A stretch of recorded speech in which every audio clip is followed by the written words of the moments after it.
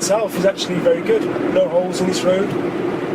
It's a bit bumpy, as in it's not a smooth, flat road. It's sort of, you bounce around a little bit.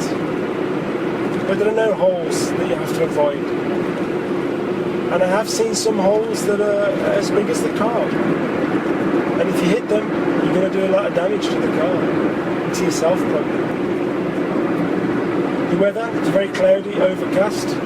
It's still very warm. I'm coming to a toll now. And how much is it? 40 rupees. Driving on the highways is actually quite expensive.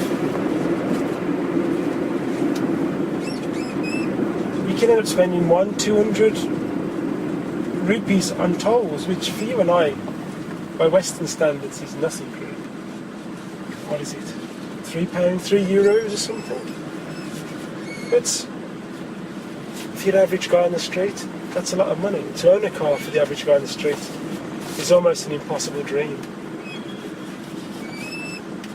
Put petrol or diesel in the thing and pay all these toll charges. It makes driving here very expensive for the local people. Petrol itself, I think I filled up this morning, it was about 75 rupees. That's just over €1, which is a huge, even by European standards comparisons, I guess it would be the equivalent of us spending something like €10 in Europe for a litre of fuel. And when you start looking at it that way, then fuel, petrol, diesel is really an expensive thing here, you know. Okay, I've got my money. And I'll ask for a single. I'll just roll down the window. If it gets a bit more noisier.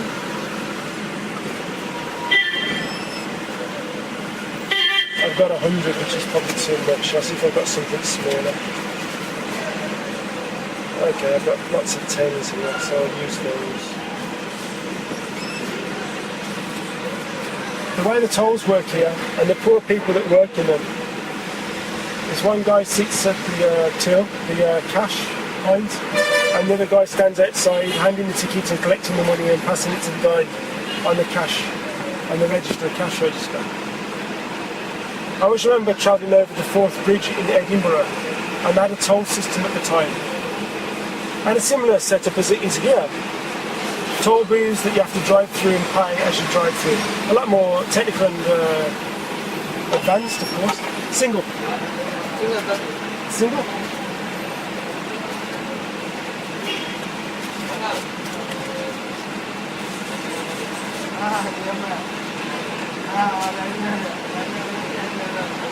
Thank you. It's always a novelty for these guys when they see me driving. I don't think they see many Westerners, foreign people drive, and it's always a novelty for them. And they're always, usually, the guy in the toll booth looked at me and smiled and nodded his head as an hello sort of thing. I guess it breaks their day up, you know. But yeah, back to Edinburgh, I always feel sorry because, you're just sitting in this constant pollution. It can't be good for you. Okay, I'm just passing a little bus on my left, and I'm coming to a cart, an oxen-pulled cart on the highway. And it's loaded with lots of tree trunks, small tree trunks, but loaded pretty high with small tree trunks. And must weigh quite a lot, in the tons really. Certainly 1 or 2 ton. And the 2 oxes are pulling it, very slowly of course, but they must be strong beasts, really. Cows at the side of the road, a herd of cows, 6, 7, 8. Well, it's starting to rain. I think it's just going to be a shower. The road is pretty clear really, there's hardly anything on it. Just lorries. There's a car behind me, coming up behind me, in the middle of the road of course. Got 2 empty lanes, one either side. He decides to drive in the middle of the road. Oh dear. cage in the middle of the road. Oh my god. Dangerous. And I don't know if you heard the guy behind me pipping his horn.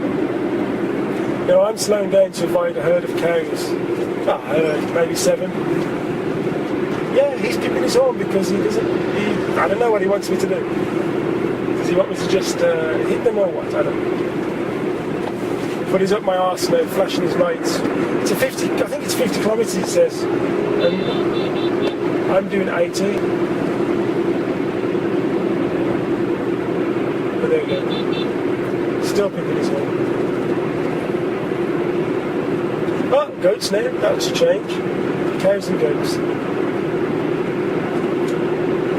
In the central reservation, it's about maybe 3 metres wide, 10 feet.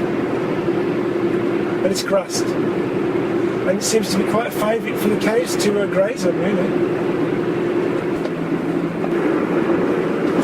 Oh, ants are crawling everywhere. Ants. I have an infestation of ants in the car. I don't know what they live off. They get plenty of water because even as I speak now, there's water inside the car from the rain earlier. So it's not as though they're short of water, but food, I'm not sure actually what they do for food. But they seem to survive. So I share this car with a load of ants.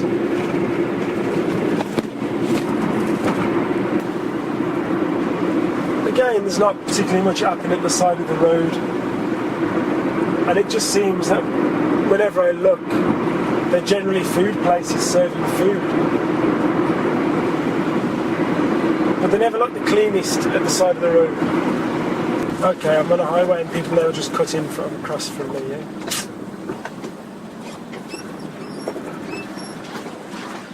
Come on.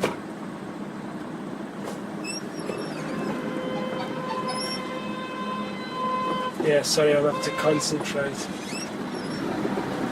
Basically, there was a road coming off from the left, and they're cutting across my lanes to go in the opposite direction. But there are no lights controlling this. So generally, people just push their way forward.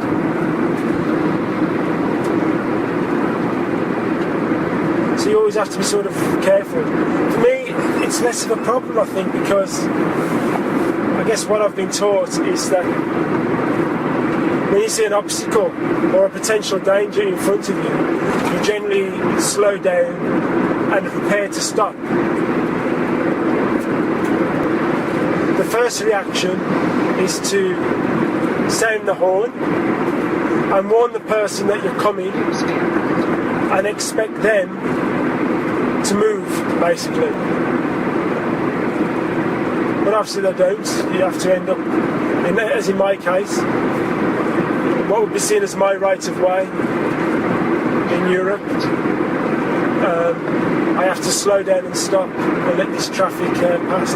But then there's other traffic behind them, a long queue of traffic.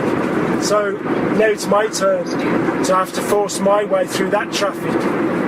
And that's how it goes in these situations. Having to push your way through the traffic.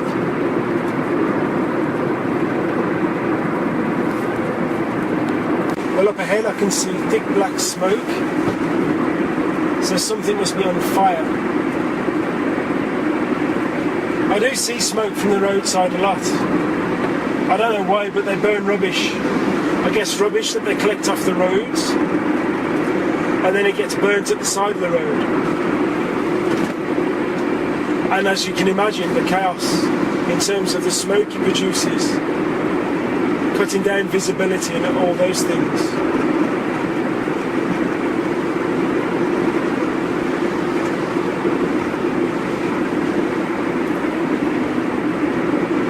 I'm actually not sure. I just saw a signpost, the first one, and it's now 80 kilometres I've driven. And it had 3 choices: straight on, left or right. And straight on was going to Velo. So, yeah, I'm not quite sure if I'm on the right road or not. I'm trusting the navigation is right, so I'll just continue.